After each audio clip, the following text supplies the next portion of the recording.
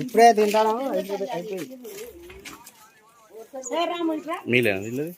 ఇది మాదే ఎంఆర్ వచ్చి కూడా అంతా చూసి వెళ్ళిపోయిండు. మళ్ళీ కొత్త స్టాంట్ మేము కూడా పోతాం ఎక్కడ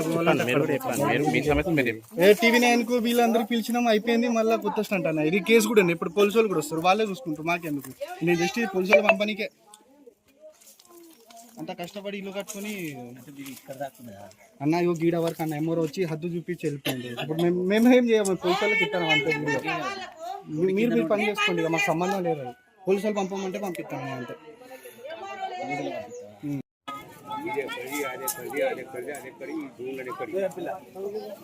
జంగల్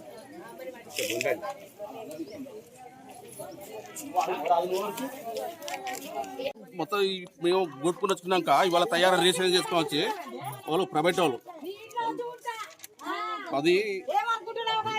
10,19 నంబర్ రిజిస్ట్రేషన్ చేసుకొని వచ్చి ఈడ పెట్టుకొని వచ్చి కడతాను.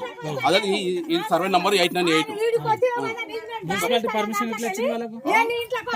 అంటే వీళ్ళకి పర్మిషన్ లేదు, ఇల్లు ఎట్లా పెట్టిండ్రు? పర్మిషన్ లేదు అడుగుతాను. మున్సిపాలిటీ పర్మిషన్ లేదు, ఇంత కన్స్ట్రక్షన్ అయిపోతుంది. ఆయనకు ఇందిరా మిల్లు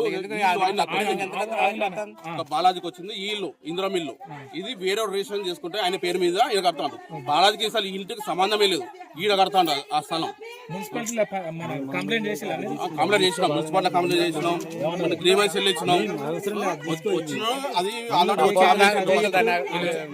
వచ్చి ఆఫ్ చేసిండ్రు. ఆఫ్ చేస్తే అది ఇది గవర్నమెంట్ గా ప్రైవేట్ కానీ సర్వర్ వచ్చింది, సర్వర్ పంపించింది. ఎంఆర్ఓ పంపించింది గవర్నమెంట్ స్థలం ఇది, నువ్వు కట్టొద్దు అని బాలాజీని అన్నాడు. మళ్ళీ తర్వాత ఈయన పేరు మన ఆర్ఐ ఉన్నాడు,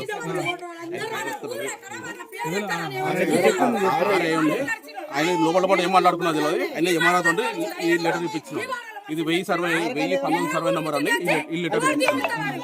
ఇది 898 సర్వే నెంబర్.